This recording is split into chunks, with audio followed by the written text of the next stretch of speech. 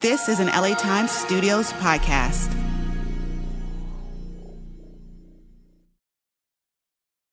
Los Angeles is my home. I grew up right here, going to Dodgers games, sitting in traffic on the 405, hiking in the San Gabriel Mountains, reading the LA Times. When I started writing about climate change, I knew this place was vulnerable. I knew about sea level rise and heat waves and droughts. I knew about wildfires.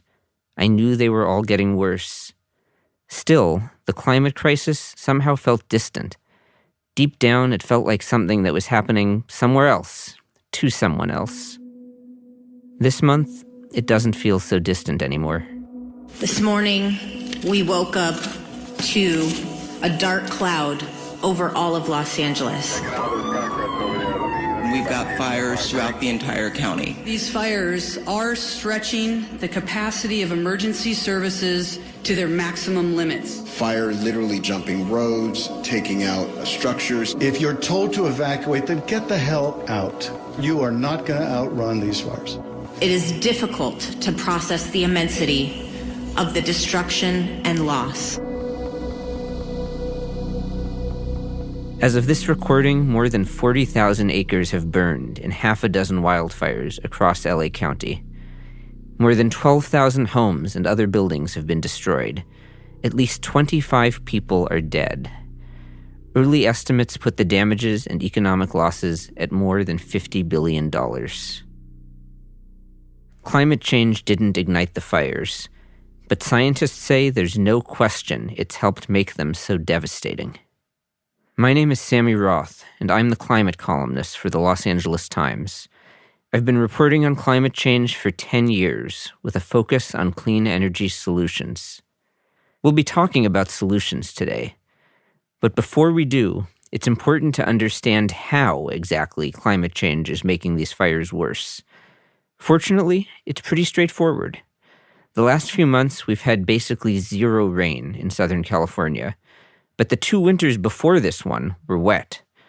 That means the mountains and hillsides still have a lot of grass and brush, ideal kindling for wildfires, especially now that it's all dried out. California has always experienced these wet-dry cycles, but global warming is making this weather whiplash more intense. Carbon emissions from fossil fuels are trapping more heat. This allows the atmosphere to absorb and release more water. As a result, floods and droughts are becoming more extreme. The longer we keep burning coal, oil, and natural gas, the worse it is going to get. The good thing is, we're making progress on clean energy. In 2023, California got almost 60% of its electricity from solar, wind, nuclear, hydropower, and other low-carbon sources. About 25% of new passenger cars being sold in California these days are fully electric or plug-in hybrids. The thing is, we have to move faster. And it's not going to be easy. Fossil fuels are incredibly dangerous, but that doesn't mean clean energy is perfect. If companies build big solar or wind farms in the wrong spots, those projects can destroy wildlife habitat. And if we tried to shut down every fossil-fueled power plant and oil refinery tomorrow, modern life would grind to a halt. We've got to be careful. We've got to move urgently, but also deliberately. And just as importantly, we have to come to grips with the fact that climate change is here, no matter how fast we move on clean energy. 2024 was the hottest year on record, again. Wildfires like LA is experiencing right now, they're not once in a generation anymore. Same thing with storms like Hurricane Helene and Hurricane Milton. We need to start changing the way we live, or we're going to be in even bigger trouble. That means thinking about how we rebuild, and how we keep the lights on, and how we interact with the natural world, in Southern California and everywhere else. Does it make sense to keep putting homes in places that are more and more likely to burn? How much are we willing to spend to bury electric lines to make sure they don't spark fires, if that's going to cost billions of dollars and lead to higher electric bills? How do we make sure we have enough water, not just for humans, but also for plants and fish and other wildlife? And what happens to our cities and our rural communities and our natural world if we can't make any of it work? These are hard questions. And on this podcast, we're going to ask them. Every week on Boiling Point, I'll have a different guest, an expert to guide us through the climate and energy and environmental challenges facing California and the American West. Thank you for joining us.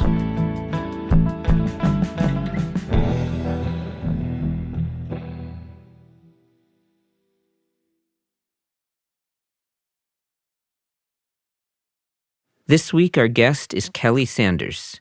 She's a professor of civil and environmental engineering at the University of Southern California's Viterbi School of Engineering. She just finished a year-long stint advising the Biden White House on clean energy policy. I sat down with Kelly at her office on the USC campus. The fires were raging. We had a lot to talk about. Kelly Sanders, welcome to the Boiling Point podcast. Thank you for having me. So, Kelly, let's start here. You told me that you live in Santa Monica, right? Not too far from one of the evacuation zones. Yeah, so a little backstory on this is I just moved back from Washington, D.C. about a week ago. And I came right as it was getting started, right? As it was getting started. So I came into an actual fire zone. So my voice is a little hoarse and a little raspy. And that's because I've been breathing the particulates for a week. So I came back and, yeah, I've kind of been on that evacuation border for the past few days. I actually left one night, slept here in this office that you sit. Oh my gosh. Yeah. That sounds scary. I mean, a lot of people have these stories right now, but that definitely sounds terrifying. I hope everything is okay with your home and whatnot. Yeah, everything is fine. And I'm certainly in a much better position than a lot of people across the basin. Okay.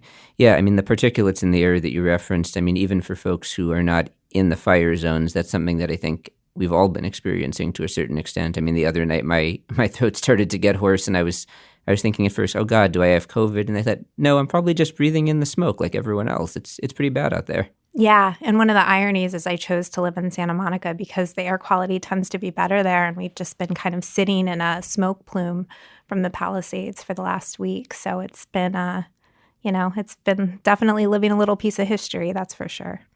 A lot of the discussion over the last week since these fires started to ignite has been what could have been done to prevent this. People are talking about, could we have done more to clear brush in the mountains?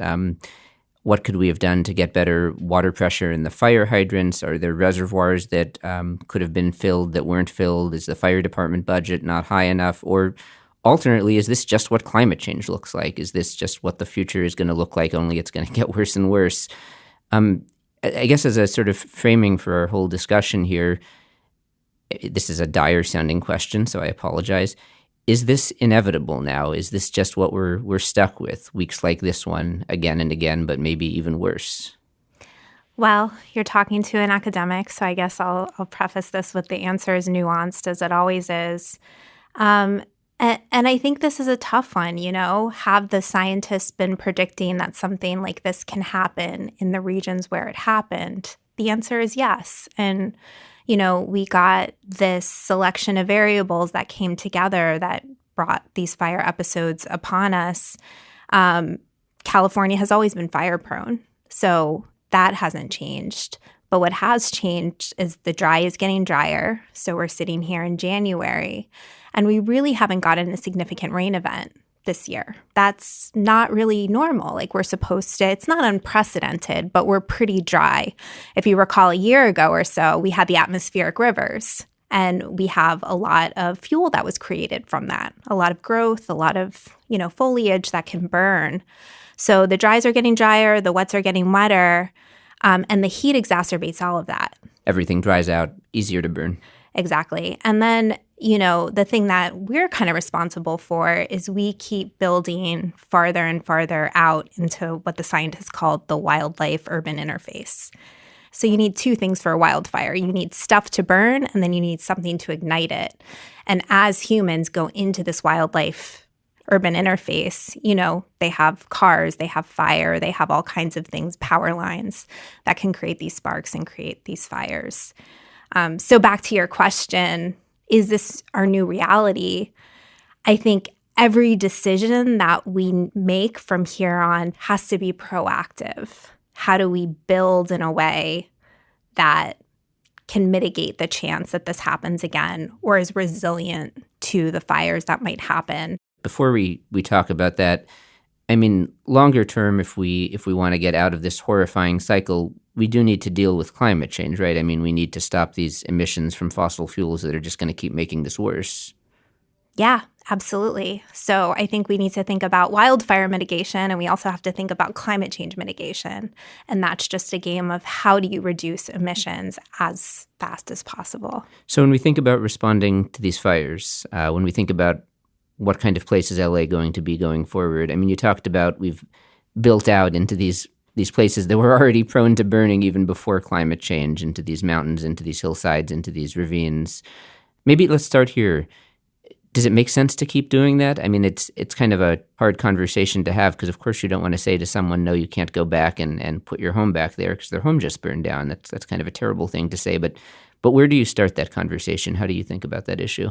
So like you preface, this is a really hard conversation to have. And I think we need to be empathetic to, there's a science part of this conversation, but then there's also a human part of this conversation. And a lot of people, a lot of the homes that were in these regions were there for multiple generations. And I don't think the right response is you can't build anything anywhere. I mean, one of the other, unfortunately, critical parts of California's public policy conversation is also a housing shortage.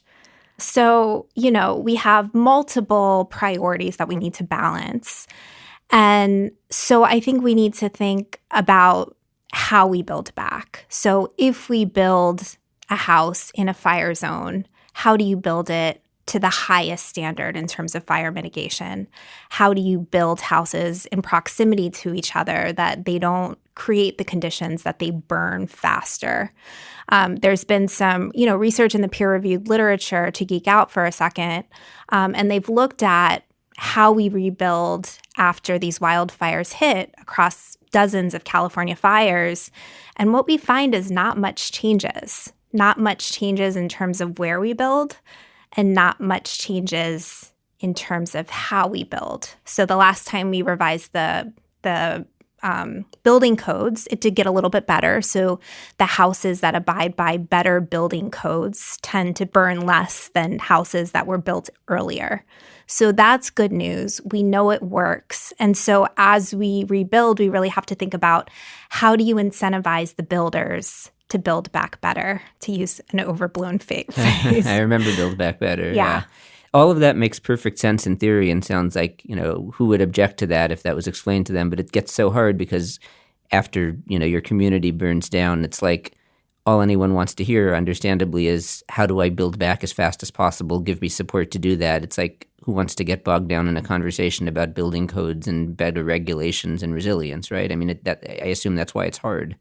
That's why it's hard. And the other thing that happens is you lose the institutional knowledge. A lot of people have been traumatized by this event. They might move. Other people might come in that didn't live through this.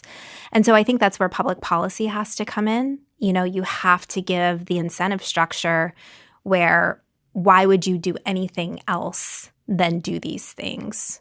So you're saying you need politicians to be actually making smart public policy and not just wasting their time responding to whatever loud critics are in the room spreading misinformation and not just getting bogged down with that.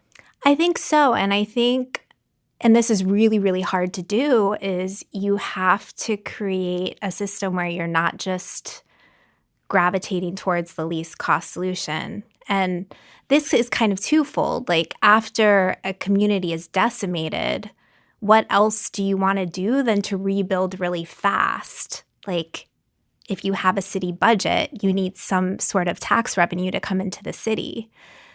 So that creates this kind of perverse incentive to just build back as fast and as cheap as possible. And we really can't do that this time. We really have to see this as an opportunity. And this is with any natural disaster. Anytime a fire or a flood or a hurricane comes through, you should use that opportunity to say, okay, well, what's the highest standard? What have we learned in the decades since we last built this thing? And start to implement those lessons learned. So when we think about building homes back in a more resilient way after fires, just at a really high level, how does that work? What types of materials are we talking about? What types of steps can people take to do that?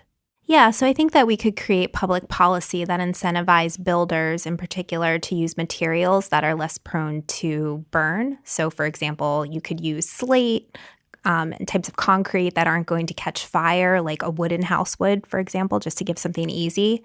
It's going to be hard in Altadena and Pasadena with all those nice craftsman homes that are made of wood. Right, unfortunately. But as we replace those are going to be some of the hard decisions that we need to make is how do we build back with materials that aren't going to catch fire?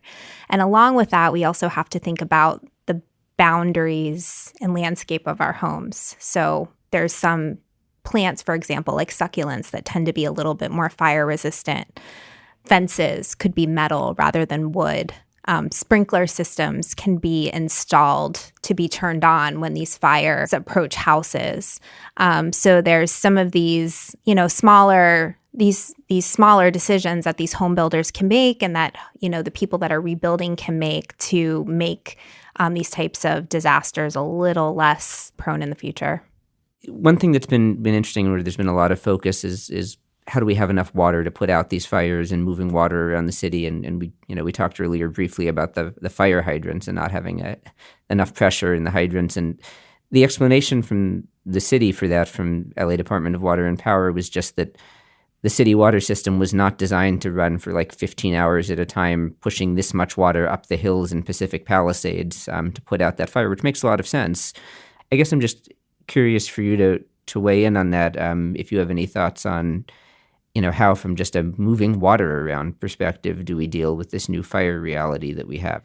Well, the history of LA is we decided to build a city here, but we really have no natural water resources if you look around. So within LADWP, nearly 90% of all of our water is imported from very distant places. So that creates a really challenging water management situation. And I don't think it's realistic to build out the water system that could have kept all of that system pressurized to fight however many catastrophic fires we had going at the same time. Like, at some point, you have to do a cost-benefit analysis and say, how much can the taxpayers absorb to build out that system? Now, I will say, that statistic that I just gave you, we import nearly 90% of all of our water into the city. That can get a lot better. Like, a lot of our water flows out to the ocean. In the future, that should be unacceptable. There's a lot of investment in recycling happening right now. Exactly. And so the city is trying to make it such that we do recycle 100% of our wastewater that would otherwise go to the city. So those are really where the opportunity is. If the water hits the basin, we should capture it, we should clean it, and we should reuse it. And we should figure out how we become more resilient to these issues. There are certainly ways that we could get better, and there will probably be a report written and lessons learned. But water is a physical resource. And again, to fight the type of fire that we had, it probably isn't realistic to build out that type of system in a city that just doesn't have the water. That's a hard thing for people to accept, I bet. The idea that we might now have to live in this reality where we actually can't solve all of these problems and we have to live in maybe a different way. I don't know. You've lived in Los Angeles a decent amount of time now, and do you think people can wrap their heads around that? How do we start doing it? I think there are hard trade-offs here. I mean, the Phoenix landscape does not look like the Los Angeles landscape. We don't have the lush green grasses there. We don't have, some of the beautiful flower gardens and arrangements. Our physical landscape here doesn't necessarily reflect our climate. And that's a strategic decision that we're making. If we wanted this, water system built out, optimized for wildfires when they come every couple years, we could build that system. But it would come at the expense of all of these other things that kind of create the fabric of Los Angeles. So everything is a decision. You can't have everything. Well, let's get specific. You called out grass lawns. I think people are probably familiar with that one, at least in theory. What else are you thinking about? What other changes in terms of the way the city looks, in terms of housing, in terms of maybe transportation? What else come to your mind as, sort of important targets or areas to think about? Yeah, so I think in terms of the water landscape of Los Angeles, about 50% of our water is used outdoors. And so I think that in terms of the opportunities, that's really where the lower, and I say lower because we've already done a lot of it, hanging fruit is. Indoor, we've already done a lot of it. We've already switched out the toilets and the shower heads, etc. We're not going to save the water system by turning off the water when you're brushing your teeth. At this point, it's the big buckets of water tend to be outside. So let's pick off some of the higher hanging fruit. I mean, we're not going to solve climate change with the lower hanging fruit. What's up the scale here? It's outdoor water use. Yeah. So should we be irrigating golf courses? Maybe we should if it's recycled water. But at some point, I hope that recycled water goes to higher and higher uses such that maybe the golf courses don't have priority for that water. I can live with that. Can you? But I think the point with water is you have to create a hierarchy of the things that we need water for. Drinking, absolutely. Showering, absolutely. So a lot of our indoor uses we absolutely need to keep.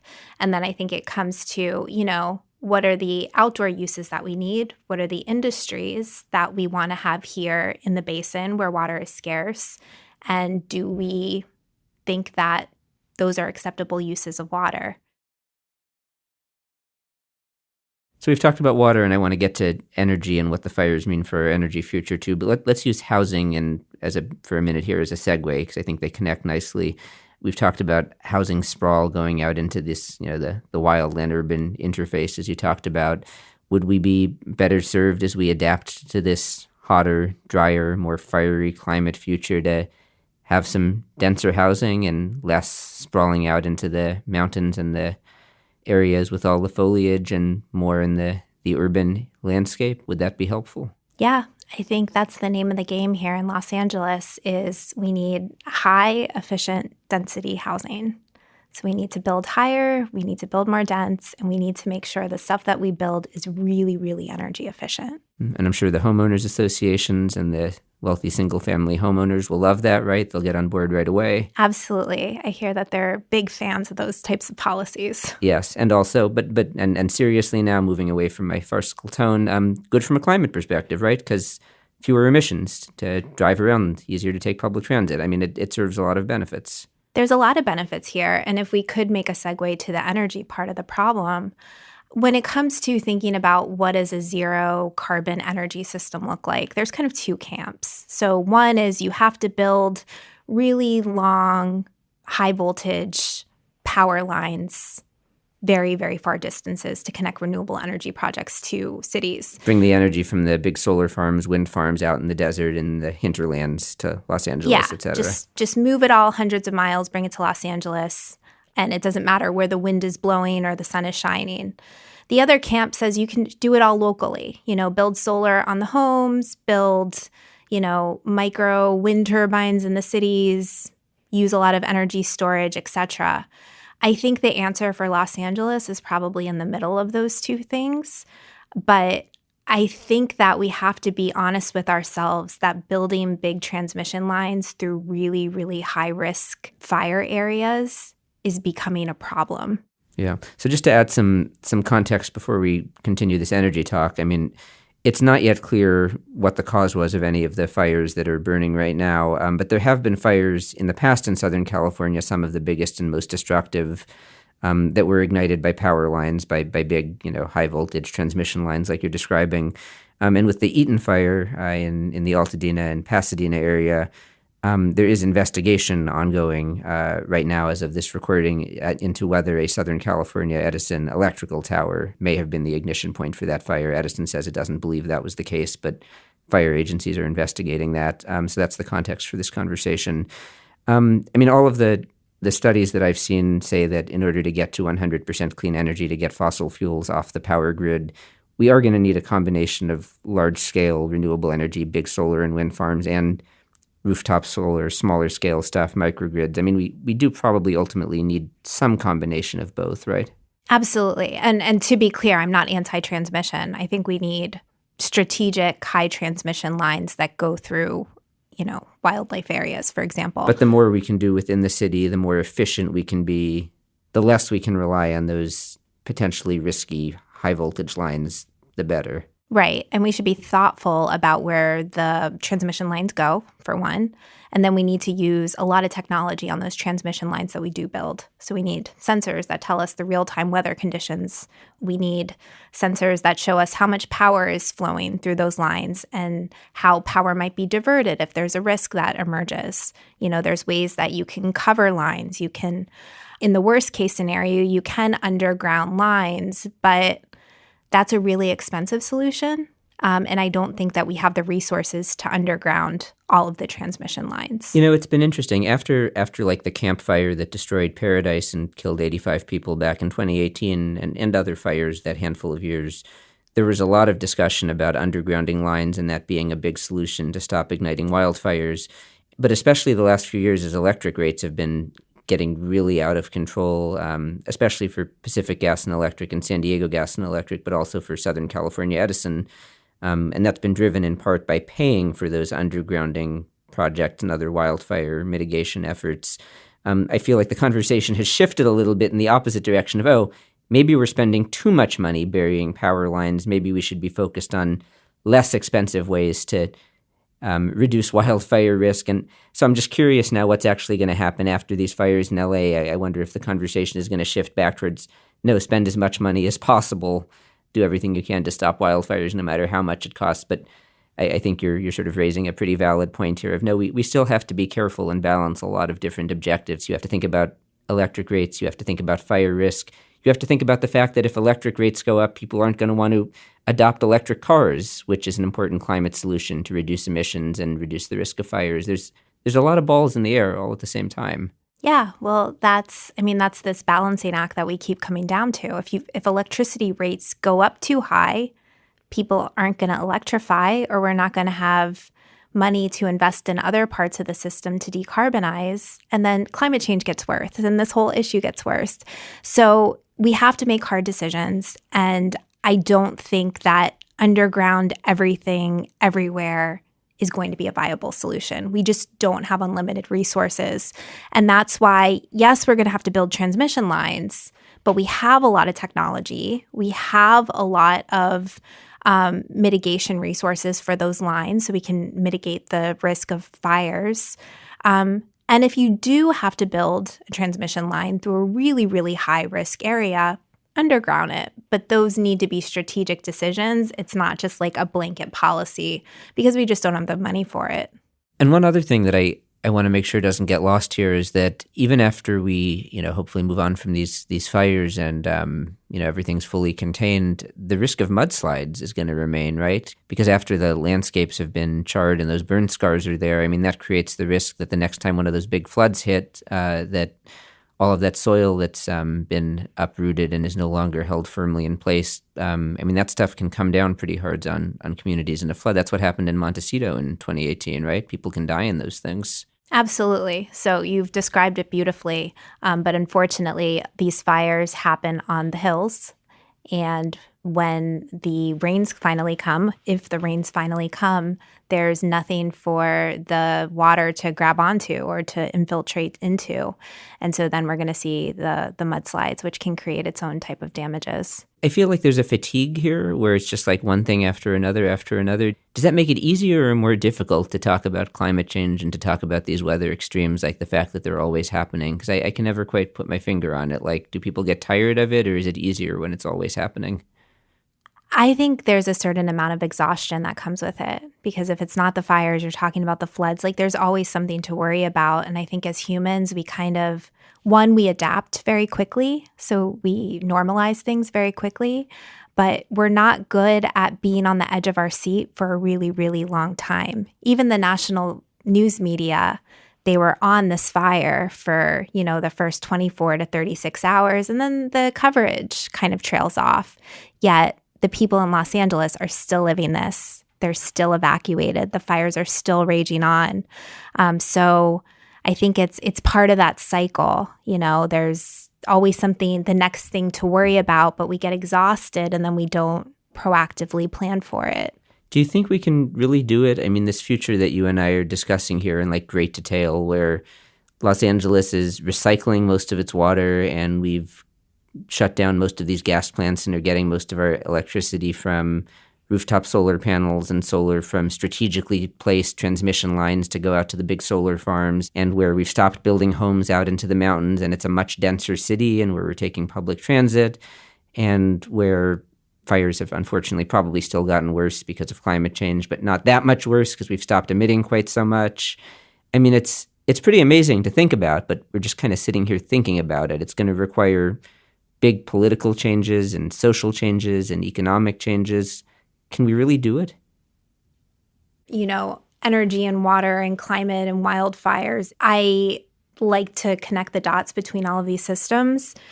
And I think moving forward, we can't afford to look at every single problem in a single box. So we really have to think about, how do you create a city that can be resilient to wildfires at the same time that you're decarbonizing that system? Like, if you look at the Venn diagram of resilience and you look at the Venn diagram of climate mitigation, where do you get multiple wins? And I think housing is a multiple win type of thing. You build really dense and really high efficiency in the middle of the city. You get some wildfire wins there. You get some energy wins there. It's also easier to get water to the middle of the city than it is. Because of the low elevation, so you don't have to push it uphill. Right. And that saves energy too, so you're not burning as much gas pushing it up the hill. And in terms of water recycling, it's easier to keep it in the basin. So we have to start looking for those solutions where you get low-hanging fruit on multiple fronts. Kelly, thank you very much for being with us on the inaugural Boiling Point podcast. Thanks, Sammy. We'll be back with new episodes of Boiling Point every Thursday. Leave us a review and let us know what you think. And if you live in LA County, stay safe.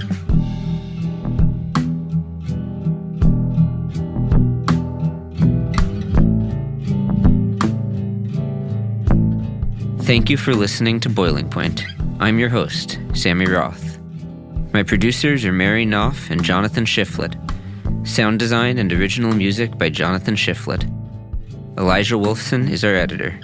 Denise Callahan is our studio manager. Ben Church is our production manager. Nick Norton is our engineer.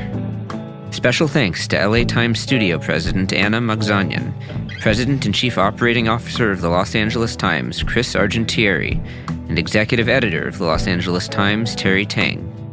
Boiling Point is executive produced by Darius Derrickson and created by me, Sammy Roth.